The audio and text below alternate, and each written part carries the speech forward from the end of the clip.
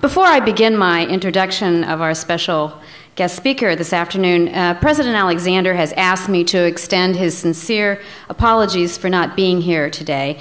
He was called to Washington, as I mentioned this morning, where he is advocating on behalf of CSULB, the CSU, and public higher education, with a delegation of CSU trustees, presidents, and government affairs experts.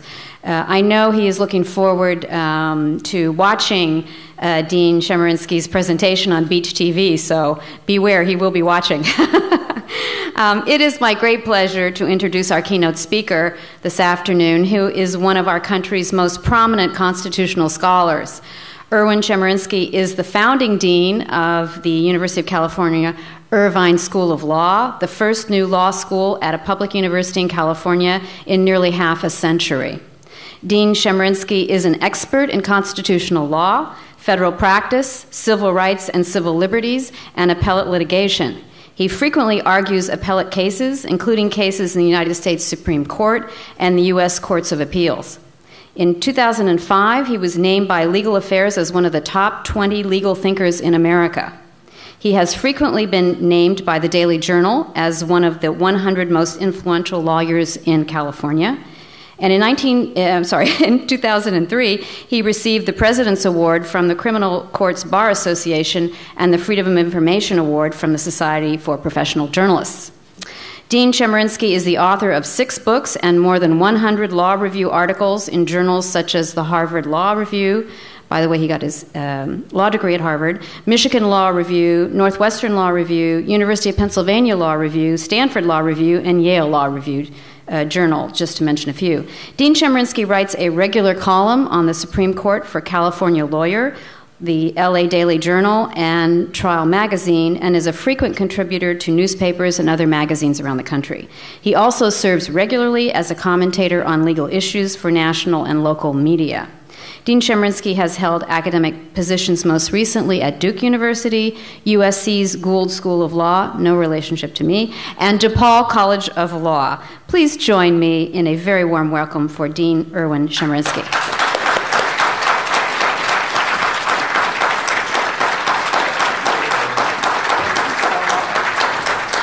Thank you.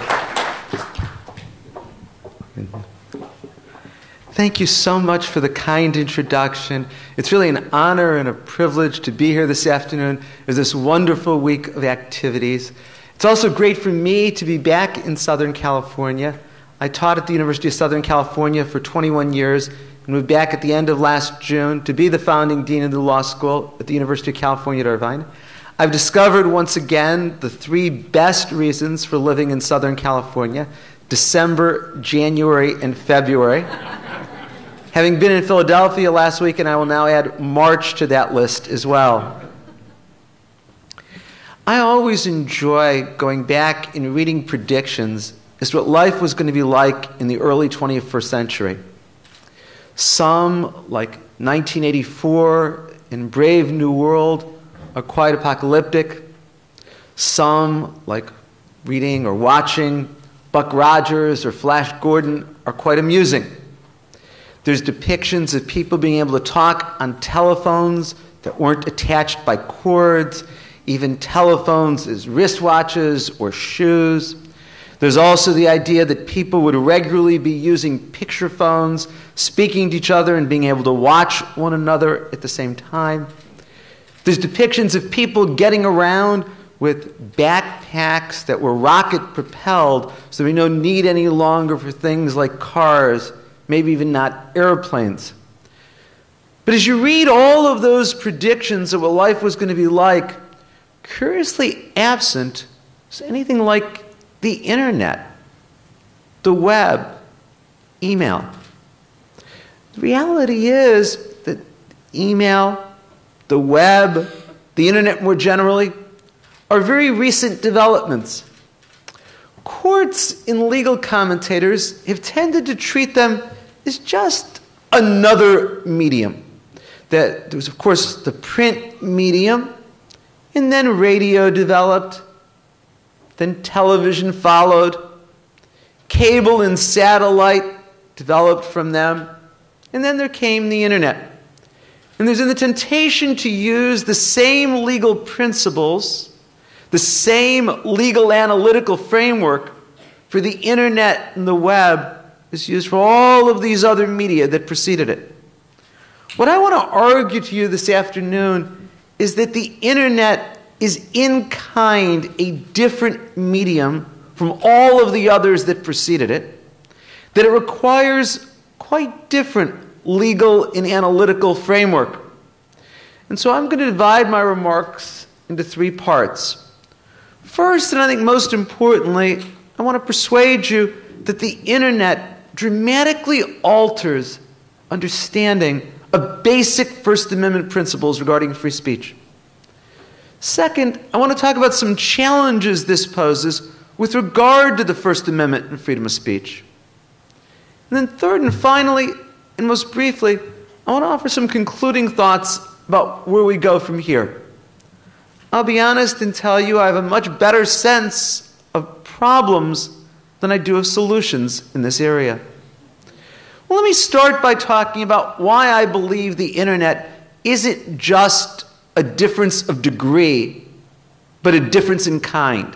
Why it's not just the latest in new media, but really a media that requires a change in so many assumptions with regard to the First Amendment and speech in our society. Let me point to four ways in which I'd argue it is in kind different from all other media. First, it decentralizes the ability to communicate to a large audience. Through so much of American history, if somebody wanted to reach a large audience, they need the resources to be able to own a major newspaper. In the 20th century, they need the resources to be able to have a broadcast license. Relatively few in our society own major newspapers or had broadcast licenses. I started teaching a course in media law in the early 1980s. And much of the literature at that time expressed great concern about the centralization of ownership of the media. How more and more newspapers were held by fewer and fewer owners. How the same media companies that had newspapers also had television stations and radios. The Federal Communication Commission was struggling with cross-ownership rules. How many newspapers could a broadcast licensee have? How many in the same metropolitan area and the like? The internet so dramatically changes that. The reality is anyone with access to a computer can create a website. Anyone with access to a computer can have a blog. The website, the blog, can be read by millions, tens of millions, hundreds of millions of others. No longer do you need to have the printing press. No longer do you need the broadcast license to reach a large audience. I would suggest there is no other medium in the history of human civilization that's made it so easy for individuals to reach a large audience and to reach a large audience so quickly. Used to be, the Supreme Court said, the ability of even poor people to distribute leaflets in public places was, and I quote the Supreme Court here, the poor man's ability to reach the large audience. But of course, now you don't need to stand in a public park and hand out leaflets to a few people to reach a large number of people and to reach them very quickly. You don't even need the resources to own a computer to do this. So long as you can go to a public library or an internet cafe, you can set up your website, you can set up your blog, and you can reach so many so quickly. Second way in which the internet is in kind different from all other media that preceded it is the decentralization of access to information. Think about how people used to get information. Well, you could subscribe to a newspaper. Ever since I was an adult, I always have. You can buy books. You can go to the library if you want access to more newspapers, more books. You certainly could get information by watching television, but the number of stations was limited. In a major metropolitan area like this, you'd get 4 networks, a few independent stations. But that was it in terms of the information that was available. Think now, though, about how easy it is for people to access vast amounts of information. The web has access to libraries throughout the world. The web has access to art museums throughout the world.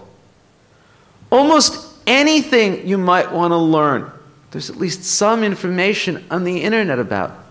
There's more ability to access more information than there's ever been at any point in human civilization. Now, there are problems that go with this, beyond ones that I'll talk about in a moment.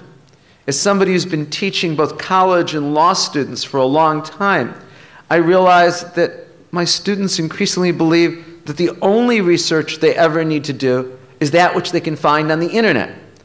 There seems to be a failure to recognize that there's still a lot of things in books that haven't yet been digitized and aren't available on the internet. Not a summer goes by or a semester when I have to remind my research assistants that there's some things that they can't do on the internet. Also, I think there's been a failure to recognize that not all sources are equal. Just because it's on Wikipedia doesn't mean that it's accurate or right. Just because somebody says it on the internet doesn't mean that it's credible. So in that sense, I think there's some disadvantage to the tremendous access to information unless we also make evaluative judgments about the quality of the information. Yet another way in which the internet is in kind different from all other media is it doesn't respect international boundaries. It used to be that a country could exercise a fairly high degree of control over the speech in that country. If a nation wanted to prohibit sexually explicit material, it could do so. If a government wanted to control criticism, well, it could do so by punishing those, even censoring those who it wanted to control. The internet defies national boundaries. When Congress adopted the first law to try to regulate sexual material over the internet, it quickly discovered this. The law was adopted in 1996 and it was called the Communication Decency Act. It made it a federal crime to knowingly transmit indecent material over the internet in a manner accessible to a minor. But it was then learned that 40% of all of the sexually explicit material on the internet comes from outside the United States. There's not an easy way to be able to control that material. Congress can't exercise any control. There can't be federal prosecutions over the material. Well, likewise, this is true in totalitarian countries. A government that wants to exercise strict control over what its people see isn't going to be able to do that because those within the nation are going to be able to have access to newspapers, to blogs, to websites throughout the world. A fourth way in which the internet is in kind different from all other media is it has become the portal through which people receive all other media. Over the last several decades, the Supreme Court has developed a medium by medium approach when it comes to First Amendment and speech. And what I mean by this is the Supreme Court has announced different rules when it comes to the First Amendment for each of the different media. To explain, started with the broadcast media. The Supreme Court said, because the broadcast media is inherently scarce, there are only so many broadcast frequencies, the government will have more latitude to regulate. And the Supreme Court said there can be what's called the fairness doctrine over the broadcast media. There can be requirement imposed on those with broadcast licenses to give fair presentation of views on all sides of an issue. Supreme Court said it's okay for the government to say that a person attacked over the broadcast media would have a right to reply. Now, for other media, such requirements would clearly run afoul of the First Amendment. The government was telling broadcast licensees what they had to communicate. They had to communicate opposing viewpoints. They had to make available time for right to reply. When the state of Florida tried to impose the exact same obligations on newspapers, this was declared unconstitutional. The Supreme Court said it violated the First Amendment to have newspapers required to give a right to reply to those attacked. In fact, what's interesting is these two cases I mentioned were just several years apart, and they were both unanimous. The Supreme Court unanimously saying it's okay to impose a fairness doctrine and right to reply on the broadcast media, but it's not okay to impose it when it comes to newspapers. And the Supreme Court went further. The Supreme Court said it's okay for the government to prohibit profane and indecent speech over their television and radio. There was a case now over 30 years ago that involved a radio station in New York that broadcast a George Carlin monologue on the 7 dirty words. I always loved teaching this case to my students. I always play for them the monologue. I always remind them they don't need to memorize the 7 dirty words for my exam. Though I also caution them when they see my exam question, it'll be some of the first words that come to mind anyway. And the Supreme Court said that this radio station could be punished for broadcasting the George Carlin monologue. The Supreme Court said the broadcast media is uniquely intrusive into the home and accessible to children. Well, then the government tried to impose the same kind of restrictions over telephone communications, trying to regulate dial-up porn. And the Supreme Court said, well, telephones are different than television and radio because people can monitor what their children do with telephones. Dial-up porn requires credit cards. Parents can exercise control. You can decide whether or not you believe that telephones are different than television and radio in this way. Then came cable television. And the Supreme Court said, well, cable is different than free over-the-air television because people choose to bring cable into their home and parents can decide what to subscribe to. Again, you can decide whether or not this distinction makes sense between over-the-air television and cable television. It certainly explains why you can see different things on HBO or Showtime than you can on CBS or NBC. And then came the internet. And in the case that I mentioned, the Supreme Court declared unconstitutional the attempt to regulate indecent material over the internet. In fact, Congress even tried to adopt a law that said that anyone who's sending sexually explicit material over the internet has to do age verification first. Just like states can require age verification for buying adult magazines or renting adult videotapes. The Supreme Court declared this unconstitutional. The Supreme Court said, well, parents can exercise control over what their children view over the internet because parents can put filtering devices on computers. There are programs like Net Nanny and the like that can filter out explicit material. My point is that over the last 30 years, the Supreme Court has devised a medium-by-medium approach to analyzing speech. Different rules for television and radio, from newspapers, from cable, from the internet. The internet makes all of that nonsensical because now we can receive and do receive all of those media through a single portal. As I mentioned in my introduction, I moved to Southern California last June. When I got in touch with the local media provider, I now receive cable, internet, and telephone through the same service provider. And of course, you can now also read newspapers online, so you're getting all of your media in that way.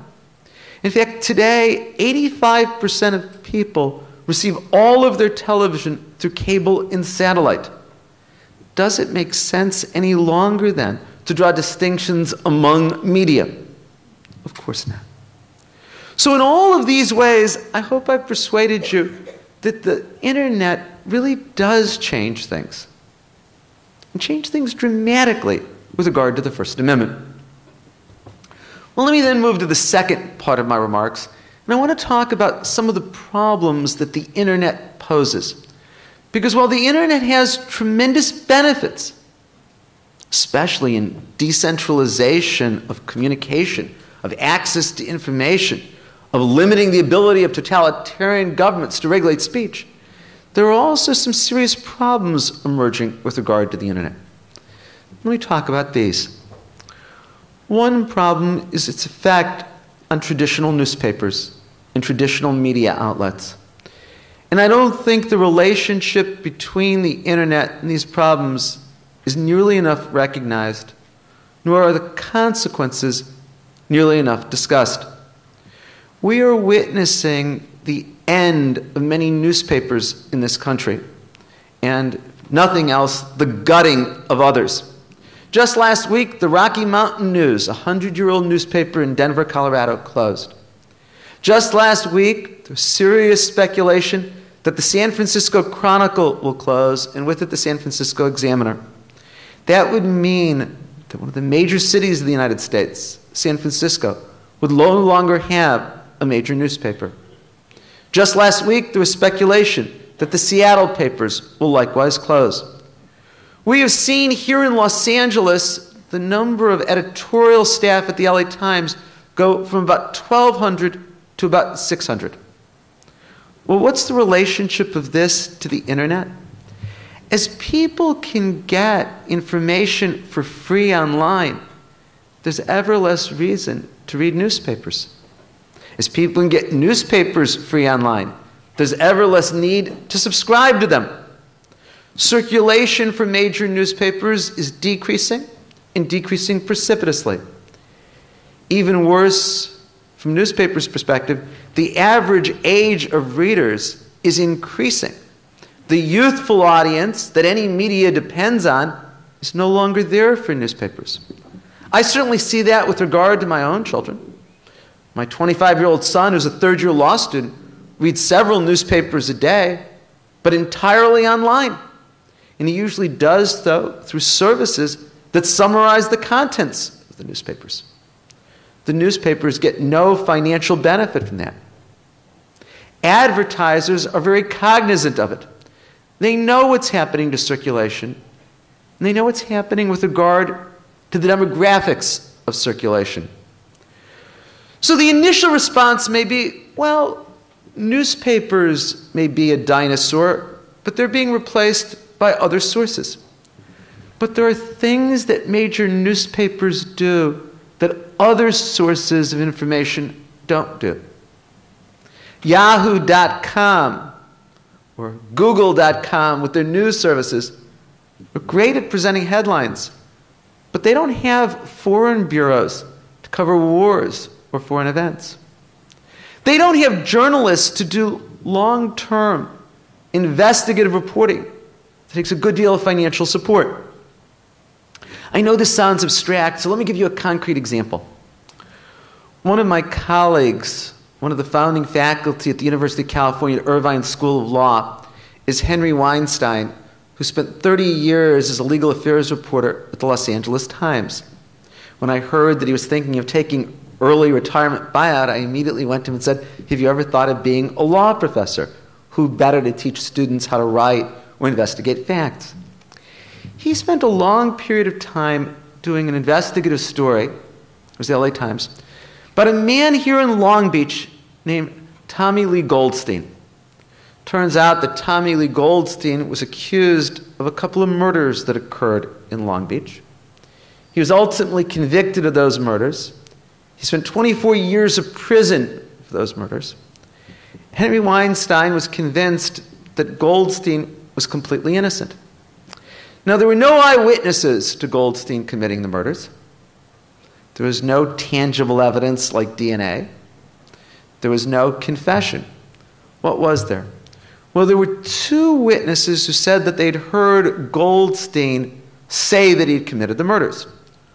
One as a result of questioning, especially by Henry Weinstein, totally recanted and said he'd never heard Goldstein say it. The other was a local notorious individual, a person who was in the same jail cell with Goldstein here in Long Beach. There's a man by the name of Edward Fink. What an amazing name for somebody who was a police informant. And Fink went and told the jail authorities that he had heard Goldstein commit murders. Well, Goldstein's lawyer repeatedly asked the assistant district attorney whether or not Fink had made any deals, whether Fink had gotten any reduction in charges or reduction in sentence in exchange for it. And Goldstein's lawyer had been told no repeatedly. Turns out that was false. Fink received substantial benefits, and had before, for incriminating Goldstein. It was all made up. Ultimately, as a result of this investigative reporting, Goldstein was completely exonerated and released from prison. This is what an investigative journalist with the support of a major newspaper can do. Who's going to bear witness like this when the newspapers collapse? We are nearing a time where there will be a few major national newspapers, USA Today, New York Times, Wall Street Journal, and there'll be very local newspapers for communities. But the major city newspapers, the Rocky Mountain News, the Seattle Chronicle, will no longer be there. The internet doesn't replace what they did, and it's a problem our society is yet to deal with. Another problem that the internet poses is the ability of individuals to do great harm almost instantaneously. Now, as I said, the internet allows more people to reach a large audience than ever before. This allows them to do great good, but any means can also be used for great harm. The internet has become a tool through which hate groups can recruit increasing numbers of individuals. If you want to be shocked, go on the web and go find some of these hate groups. I often worry if the government is monitoring my internet use, the conclusions they come to, because I do think it is important to see what these hate groups are doing and saying. They have websites where they have hate music to attract youth, hate games to attract youth, and the like. And they can do so in an insidious and effective way. There's also the ability in terms of doing harm quickly with regard to damage to reputation. There's nothing more precious that each of us possesses than our reputation. We spend our careers building our reputation. But it's so easy over the internet to quickly slime somebody, to say false and defamatory things. Denials are never as effective as accusations. There's never assurance that denials will reach the same audience as accusations reach. Also, it's often hard to even identify who's sending the false and spurious information. And as I mentioned, it seems that consumers of the internet often fail to distinguish based on the quality of the information they're receiving. And so the ability of the internet to quickly do harm to reputation is really significant. Another problem that the internet poses that we have to face concerns privacy. I've often said to audiences, you should assume that anything that you do over the internet, anything you say over the internet is not private. Now, there's many reasons why this is so. One little-known provision of the Patriot Act says that the government may have access to the email addresses that you write from or receive from, or monitor the websites that you access, just by showing that it's relevant to a criminal investigation. To search your house, your purse, or your pockets, the government's got to have probable cause, got to have substantial reason to believe that a crime was committed, that you have evidence of a crime. To monitor what you do on the internet, the government just has to show that it's, quote, relevant to a criminal investigation. Likewise, when you engage in commercial transactions, you should assume that those companies are planting so-called cookies in your computer, where they have the ability to monitor what you're doing on the internet, what you're buying on the internet, the websites that you're visiting. Now, this doesn't even get to the ability of individuals to hack into computers, to gain information illegally. About 15 years ago, it was in 1994, I got a call from a producer of the then TV show Nightline. You might remember it, hosted by Ted Koppel. And the producer said, we're doing a show about what's accessible about people over the internet. Would you be willing to be on the show and come discuss privacy relative to the internet? And I said, of course I would. And then we made all the arrangements of when I was supposed to be at the studio and the like. And at the very end, she said, can I have your social security number? And I started to give my social security number. And then I paused and I said, well, why do you want my social security number? I'd been on before, and I know they don't pay for guest appearances. They weren't using this for an honorarium. I said, well, we want to hire an information broker and want to see how much he can find about you in 24 hours. I paused and I said, I really should check with my wife about this. And I couldn't think of anything embarrassing that I have to learn. I'm really boring. But I still thought, better not be safe about this. And finally I called back and I said, yes, you're welcome to do this, but can you tell me before we go on air the specific information you learned? And if there's any particular fact that I want disclosed, can you just not reveal that specific fact and only say you got that category of information? And they agreed. Well, they didn't learn anything I minded being disclosed, but I was amazed at what they were able to find out about me.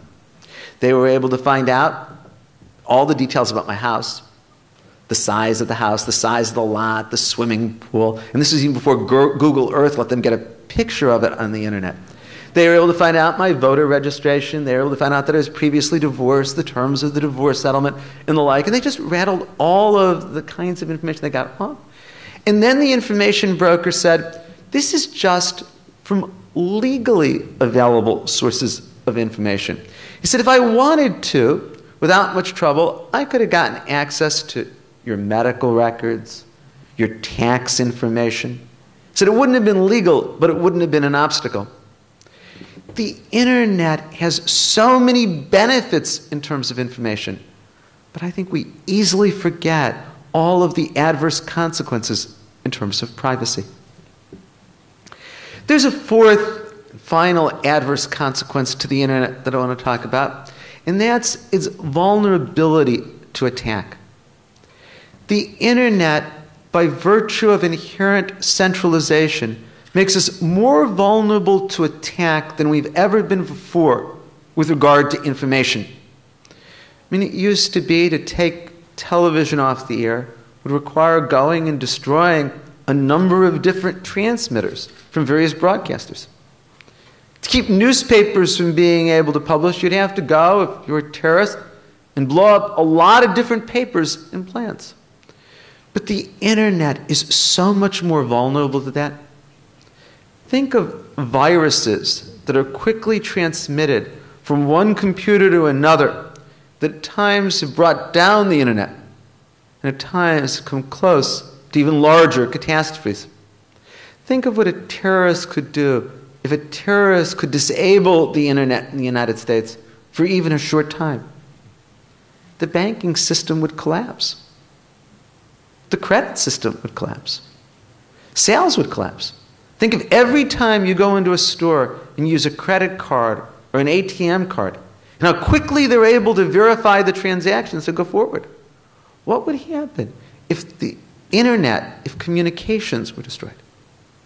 Think of every time you go to get money from an ATM machine, if you couldn't, because the system that it depended on was disabled.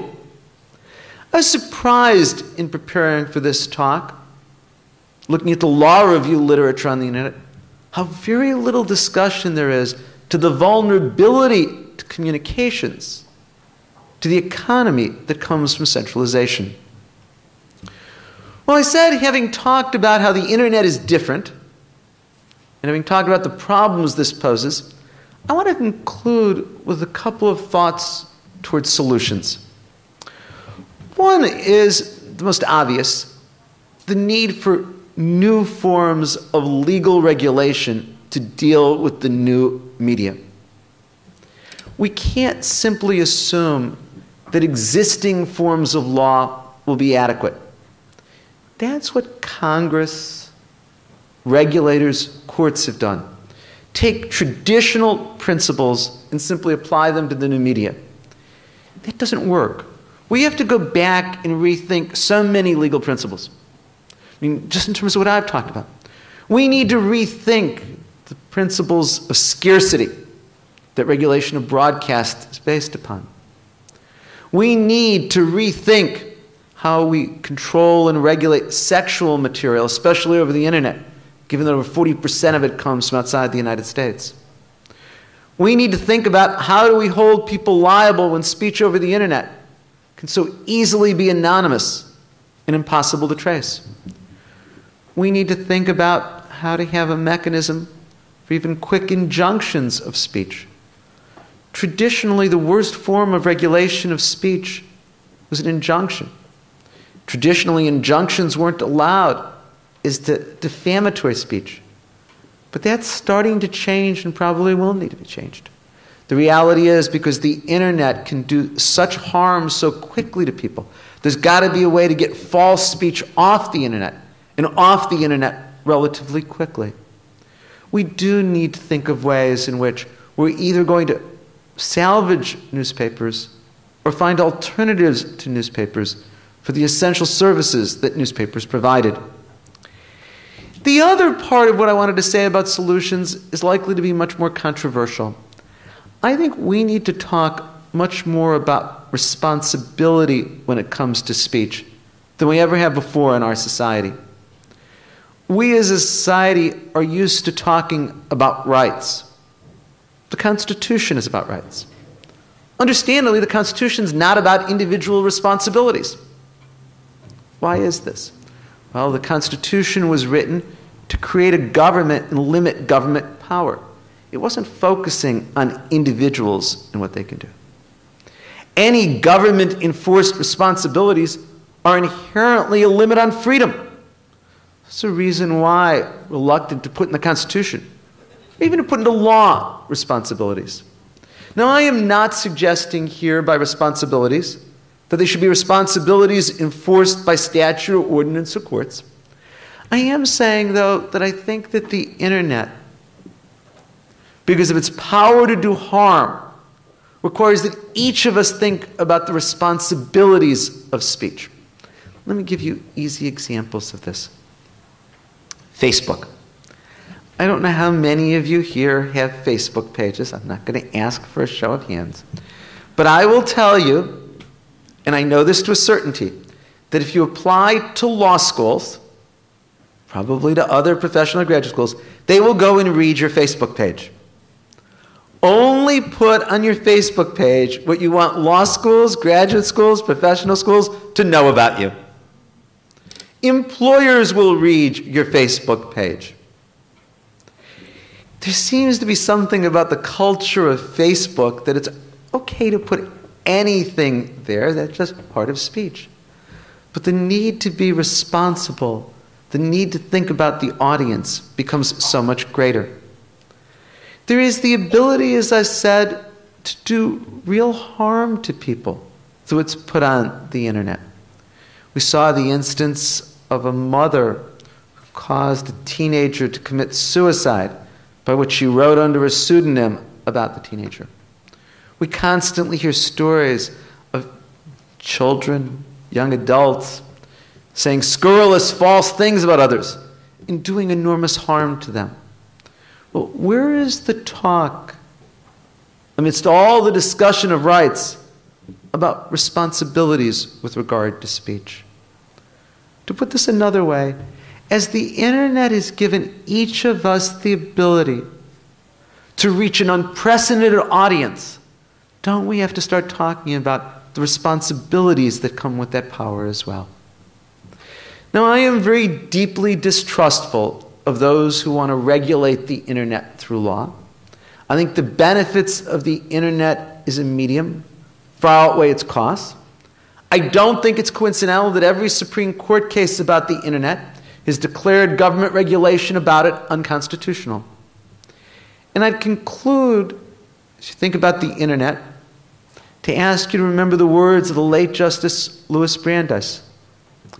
He said that the greatest threat to liberty will come from people who claim to act for beneficial purposes. He said, people born to freedom know to resist the tyranny of despots. He said, the insidious threat to liberty will come from well-meaning people of zeal with little understanding of what the Constitution is about. The Constitution, the First Amendment, about enlightenment, about education, about autonomy. And no medium has ever done better at advancing those values than the internet. Thank you.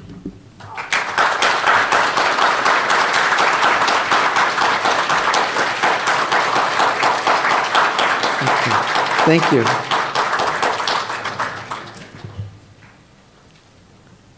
I'm sure many of you have questions for Dean Chemerinsky.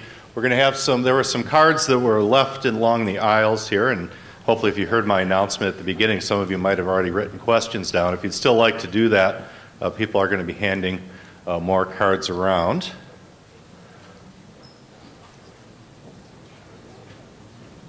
Does anyone have a question for me to read? Yeah. Would you like to ask one? There's some cards over here. We'll start with Provost Gould. While you're gathering your questions, I have a question reflection for you. Our daughter is NYU grad in journalism and has become a blogger by part-time profession. And I'm very interested in your comment about the increasing number of newspapers around the country that are going under or being streamlined.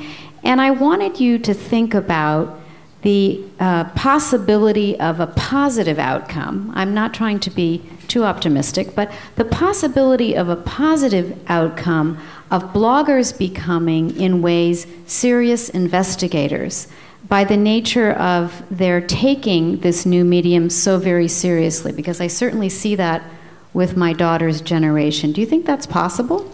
I wish it were possible.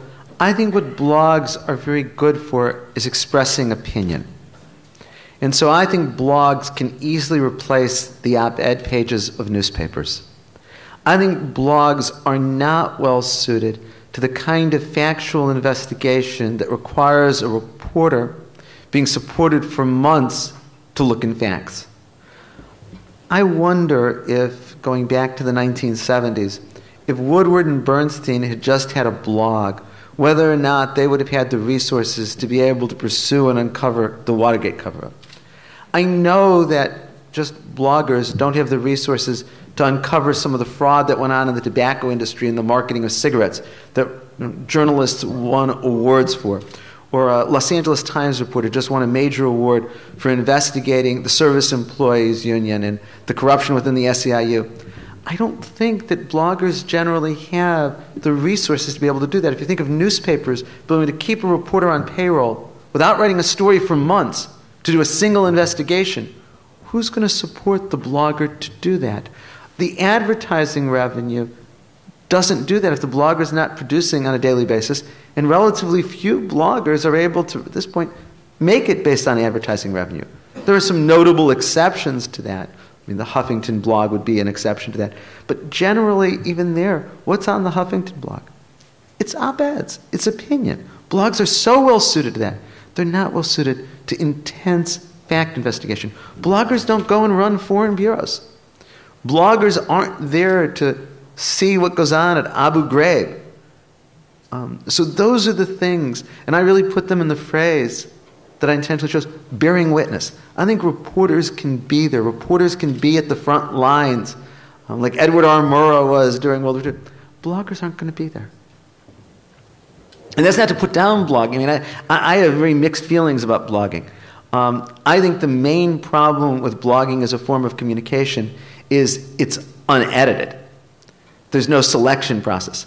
Anybody can put anything on a blog, and there are so many blogs to choose among. What can be there can be good, or it can be trite and silly, or worse. Newspapers, at least, there's some editorial process. It's easier to hold somebody accountable. On the other hand, blogs have the benefit, as I said, of the tremendous decentralization of the ability to reach a mass audience, unlike anything else that's ever existed. So, Dean Chemerinsky, given the limitations on the internet for the purposes you've described, should the federal government provide regulatory protection to support the print media? And if so, what form would that protection take? I wish I could articulate and identify ways of safeguarding major newspapers. I can't think of what they would be. In theory, I guess there could be a bailout for the Los Angeles Times or the Rocky Mountain News or the San Francisco Chronicle. Bailouts seem to be in vogue right now. I keep trying to think of how our new law school could get a bailout. So I don't see it, and I don't see how regulation is going to be able to help major newspapers. I think this is a result of market forces. Newspapers have tried to make up for the loss of circulation by creating their own online availability. Now, one problem with newspapers, of course, is they are late. I mean, by the time tomorrow's LA Times comes out, people have already read what happened today on the internet. And so they've tried to create their own LA Times online or New York Times online, but the advertising revenue for it doesn't begin to make up for what was lost through the decreased circulation. So I think the answer to the question is I can't think of a way of doing this through subsidy or regulation. I think it's a consequence we're going to have to bear. But I also think we should be very cognizant of the substantial costs of that, as I was saying to Provost Gould. Have there been any significant cases of individuals winning or losing libel or slander lawsuits due to something disseminated via the internet? Yes. There are an increasing number of lawsuits directed at defamatory speech, libel over the internet. Libel is simply written things that are defamatory. Slander are oral comments that are defamatory. So when we're dealing with the internet, we're talking about libel as the form of defamation. And there have been a large number of cases brought. There are real difficulties, though, with regard to litigating. Sometimes you can't find who said it. Sometimes it's difficult to track the source. Sometimes it's hard to bring them into the state where the harm is done. There are rules that limit when you can bring somebody from one state into another for purpose of suing them. And that becomes particularly hard with a national or international media like the internet. But the answer is yes, though there are no Supreme Court cases yet. There are many lower court cases where people have been held liable for defamatory speech over the internet. I've got two questions that take the conversation in international directions, so I think I'll just read them both together. They're connected. One says the Chinese government has prosecuted dissidents based on their use of computers located on United States soil. Is that a violation of the United States Constitution? And then the other is, although you don't support internet regulation, yet since the internet has no geographic boundaries, what would you think about international treaties to provide protections? As to the former, it all depends on where the people are.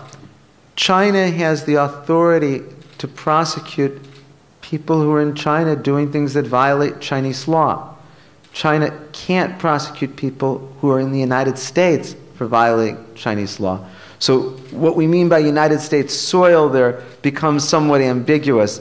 In terms of the latter, I do think that there's going to need to be treaties that deal with aspects of the internet, security aspects that I alluded to, perhaps compatibility aspects in the long term among systems.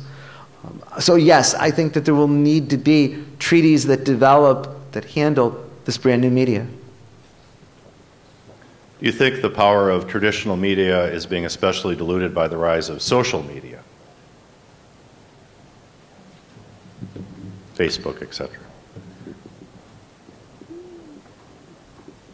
I don't know is the answer to that question. There's no doubt that the ability to email, text message, Twitter, and I confess to you, I don't even know what Twitter is. certainly replace telephones as a media. I get many fewer phone calls per day than I used to. I don't think that's because people want to talk to me less. Maybe it's that. I think it's instead the quantity of emails that I get every day has gone up tremendously. So there I do see a replacement. But I don't think that email, text messaging, and Twittering or Facebook are replacing reading the New York Times. I think other things are replacing reading the New York Times. I think being able to go online to newspapers.com, whatever they may be, these services that collate stories and then are available, I think is replacing the New York Times. The ability to go to Yahoo Headlines replaces the New York Times. So I don't think the social networking sites is threatening the news sites, but I think there are other things that are doing that. Do you feel the First Amendment is too vague in a time when there are certainly many more media of communication that were anticipated back in the 18th century? I guess the corollary to that question would be, is there any necessity for any constitutional revision based on that fact? No. And let me explain why. I think the genius of the Constitution is that a document written in the late 18th century for an agrarian slave society could still govern us today and be revered. I think the reason is that it was written in a very broad, open textured language. Congress shall make no law abridging freedom of speech or of the press. What's speech, what's press, may be different today in terms of media than it was in the late 18th century.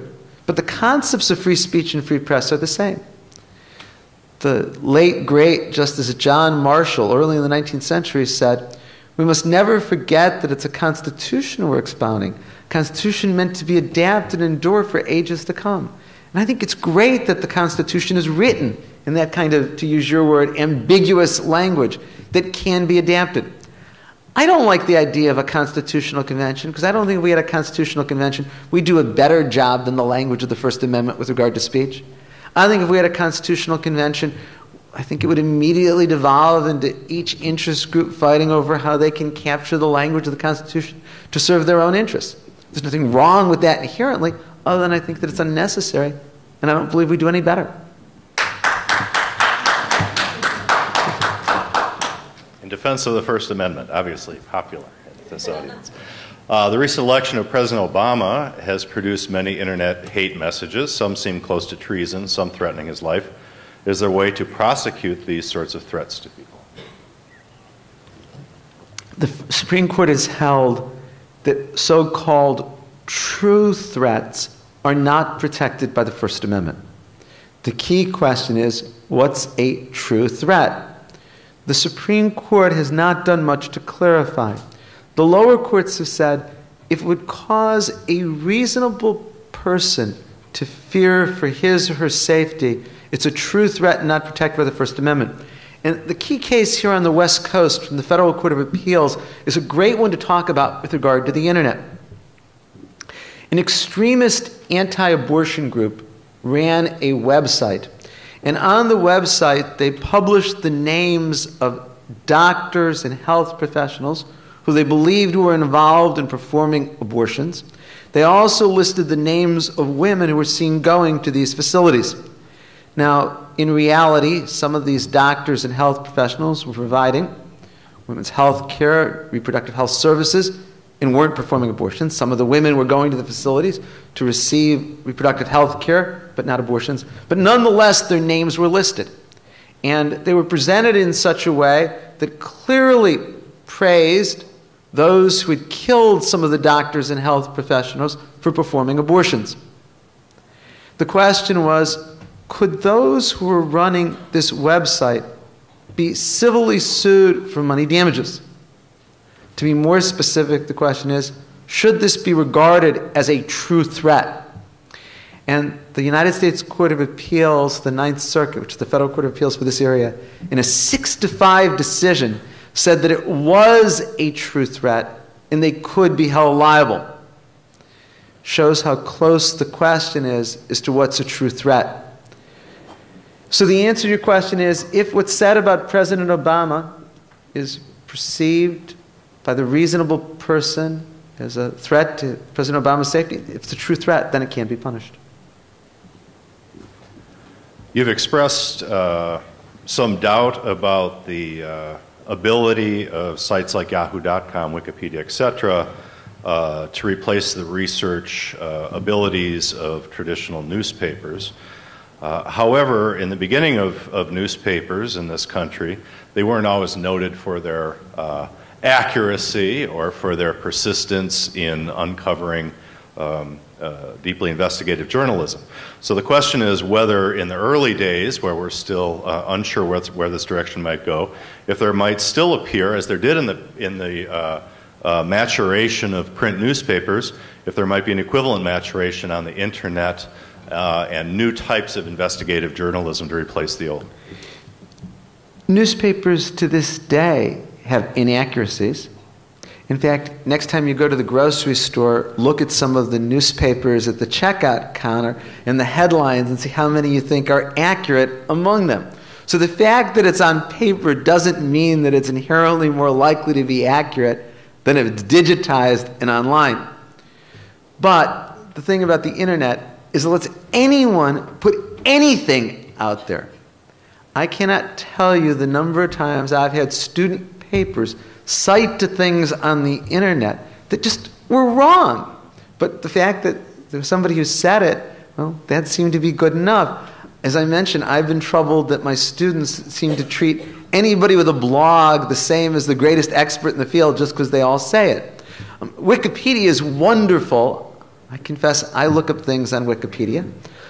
I had a really weird experience. I went to argue a habeas corpus, a petition on behalf of a person who's in prison to try to get his release. I really believe he's innocent. And I went to a federal district court in Michigan in October to do this. And before the oral argument, the judge asked me and the attorney for the state of Michigan to come into his chambers. And this relative prayer. And the judge wanted to show me he had found a Wikipedia page about me. I didn't know I was on Wikipedia. And as he was showing it to me, the first thing I noticed was it said something that was just false about me. Not defamatory, just inaccurate. Of course, no one who ever wrote the Wikipedia page didn't check with me. It could have been terribly defamatory, and I wouldn't know. So, yes, the internet can be accurate, and yes, traditional media can be inaccurate, but I think that one consequence of having the tremendous dissemination, who has the ability to communicate information, is there's much more likely to be more inaccuracies. And there aren't editors for most of these blogs or websites, so you don't have any control over content, much more often than that's the case with traditional media. Anytime you're out in public, anyone can take your picture. They don't need your consent to do so. Now, if they want to commercially benefit from it, then they need your permission. But when you're out in public, what you do in public is permissible. There are TV cameras all over, on traffic lights, downtowns of big cities. It doesn't violate your privacy. They have the right to do it. They can take your picture as you're walking through the airport. It doesn't violate your privacy. The law is clear that what you do in public can be monitored by the government or others. Likewise, a public university can monitor the internet, the public use of the internet or web by its students and its faculty. If an administration wants to read the blogs of the faculty, the Facebook pages of the students, it doesn't violate anybody's rights. Now, that doesn't mean that they can monitor private internet email communication. That's a different question. I'm just saying what's done for the public to see can be monitored by universities, employers, the government, and there's in the current law no privacy problems. Now, again, I'm separating here. If you think you're having a private email exchange with somebody else, that doesn't give the university the right to monitor that. That's a different question. And sometimes they can and sometimes they can't. A student in a fashion internship class encountered an article in which a major American corporation was accused of bribing bloggers and even rewriting blogs to show themselves in a more positive light. So the question is this is this a valid marketing tool, Or is this a danger for the relationship between retailers and consumers, and does it have any legal implications? This is a great area where traditional First Amendment law, traditional regulatory law doesn't work, where we need to develop new rules. Now, I would say if I have a website with certain statements, for you to come and rewrite the copy on my website is violating my rights. Maybe it's my property rights, maybe it's certain speech interests I have. So if there's a blog that criticizes a line of dresses, for that dress manufacturer to come and rewrite the content of the blog, I would argue, should be actionable. It should be impermissible. You have a right to rewrite what you've said, but you don't have the right to change the text on somebody else's. But the law hasn't caught up here. You mentioned the vulnerability of our financial systems from internet intervention. They seem to be doing quite poorly without that help anyway, but nevertheless, if government officials were to take any steps to protect financial systems from such intervention, what might those be, and what would the legal implications of those steps be? I don't know. And I'm certainly not an expert enough in security to be able to have an answer to that. I know that some things have been done. We are very vulnerable still to quickly transmitted viruses over the internet. And viruses often are quicker to develop than security systems are to protect us from them. And I don't know what kind of security systems the government might put into place as to this. Though, as I said in my remarks, I was struck as I looked in law reviews this morning to see what's been written about security over the internet, how little there is. We have an aspiring journalist in the audience, and they would like to know what would you say to aspiring journalists who aspire to work for print newspapers? Of course, this is asking you to project into the future, but how do you think a great journalist would be measured 50 years from now? As to the former, I wish you good luck. I think you should stick to, there will still be newspapers. There will be fewer newspapers. Something I said in passing is I think what we're going to see is a few major national newspapers and a proliferation of local community newspapers. So there'll still be the Long Beach Press Telegram, or there'll still be the Southeast Economist on the south side of Chicago. But I think it's the major city newspapers that are going to be jeopardized. So there will still be positions there.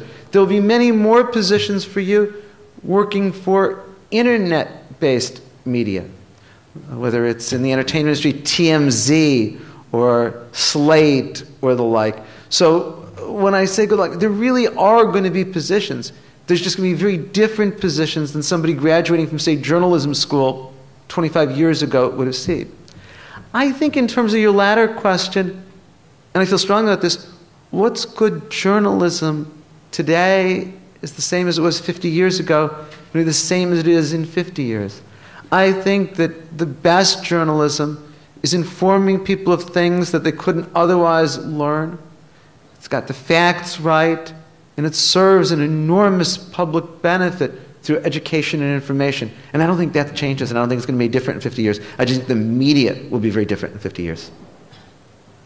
And here's a final question. It doesn't specifically deal with the internet, but it's certainly an enduring question on college campuses. How do you talk with students about respecting free speech while also dealing with issues of discriminatory and racist speech on a university campus? If you've followed any of what's gone on at the University of California at Irvine in the last few years, you know this is a very salient issue there. The reality is students have the right to express views on any subject, including views that I find vile and hateful. That doesn't mean that they have the right to express it at every time and every place. But there is the right of the Nazi Party or the Klan to come on this campus and express that message, however much we may all detest it. The government, and this is a public university, this is the University of California, Irvine, cannot stop speech based on dislike of the messages, no matter how many people dislike the messages. But college campuses can regulate the time, place, and manner of the speech. The college campuses have to make sure that no one feels threatened by the speech. The First Amendment gives a right to express the message, but it doesn't ever give a right to make people fear for their safety. Likewise, they can regulate the time and place where it occurs. There's no right to go in the middle of a classroom right now and say anything other than what the professor wants to be said in that classroom. So the Nazi Party may have a right to speak on campus, but doesn't have a right to go into the chemistry class right now and express that. And so college campuses can direct where it happens. College campuses also can facilitate counter-speech. If unpleasant things are expressed, they can provide the forum for expressing other views in the other side. And I think that's an enormously important power that college campuses have. So yes, I believe hate speech has to be protected on campus, as much as I may dislike it. But college campuses do have things they can do to protect all of their students and make sure that the campuses really are a marketplace of ideas. Thank you so much, Dean Chemerinsky.